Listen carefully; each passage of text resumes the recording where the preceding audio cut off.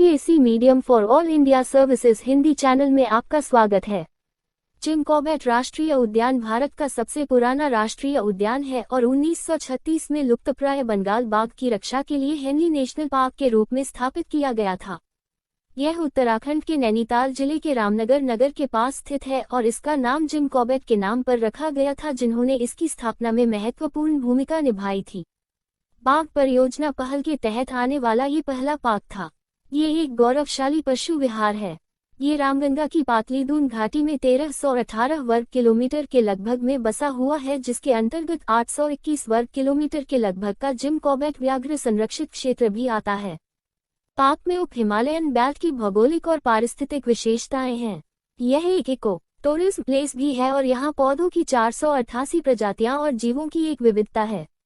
पर्यटन की गतिविधियों में वृद्धि और अन्य समस्याएं पार्क के पारिस्थितिक संतुलन के लिए एक गंभीर चुनौती पेश कर रही हैं। जिम कॉर्बेट एक लंबे समय के लिए पर्यटकों और वन्यजीव प्रेमियों के लिए अड्डा रहा है। जिम कॉर्बेट नेशनल पार्क में 520 वर्ग किमी के लगभग में पहाड़ियां, नदी के बेल्ट, दलदलीय गड्ढे एवं घास के मैदान और एक बड़ी झील शामिल है। यहाँ शीतकालीन रातें ठंडी होती हैं लेकिन दिन धूपदार और गर्म होते हैं। यहाँ जुलाई से सितंबर तक बारिश होती है। घने नम पर्णपाती वन में मुख्य रूप से साल, हल्दू, पीपल, रोहिणी और आम के पेड़ होते हैं। जंगल पार्क का लगभग 73% हिस्सा घेरते हैं। इस क्षेत्र में 10% घास के मैदान होते हैं। यहाँ 110 पेड़ की प्रजातियां, 50 स्तनधारियों की प्रजातियां, 580 पक्षी प्रजातियां और 25 सरीसृप प्रजातियां पाई जाती हैं। अब आइए जानते हैं इस नेशनल पार्क में पाए जाने वाले जीवों के बारे में। यहाँ पर बाघ, हाथी, भालू, बाघ, सुअर, हिरन, चीतल, सांप, तेंदुआ, काकड़ा, नीलगाय, घुरल आदि वन्य प्राणी अधिक संख्या में मिलते हैं।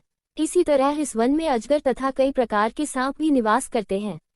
जहां इस वन्य पशु विहार में अनेक प्रकार के जंतु पाए जाते हैं, वहां इस पार्क में लगभग 600 रंग बिरंगी पक्षियों की जातियां भी दिखाई देती हैं। जिम कॉर्बेट में पाए जाने वाले सबसे अधिक पेड़ साल, खैर और सिस्सू के होते हैं। पार्क के इतिहास के विषय में कुछ महत्वपूर्ण तथ्य। अंग्रेज वन्य जंतुओं की रक्षा करने के भी शौकीन थे। सन 1934 में रामगंगा के इस अंचल को वन्य पशुओं की रक्षार्थ सुरक्षित किया गया। उस समय के गवर्नर माल्कम हेली के नाम पर इस पार्क का नाम हेली नेशनल पार्क रखा गया। स्वतंत्रता मिलने के बाद इस पार्क का नाम रामगंगा नेशनल पार्क रख दिया गया। स्वतंत्रता के बाद विश्व में जिम कॉर्बेट नाम एक प्रसिद्ध शिकारी के रूप में फैल गया था। जिम कॉर्बेट जहां अचूक निशानेबाज थे, वहीं वन्य पशुओं के प्रिय साथी भी थे। कुमाऊं के कई आदमखोर शेरों को उन्होंने मारकर सैकड़ों लोगों की जानें बचाई थी। हजारों लोगों को डर मुक्त करवाया था।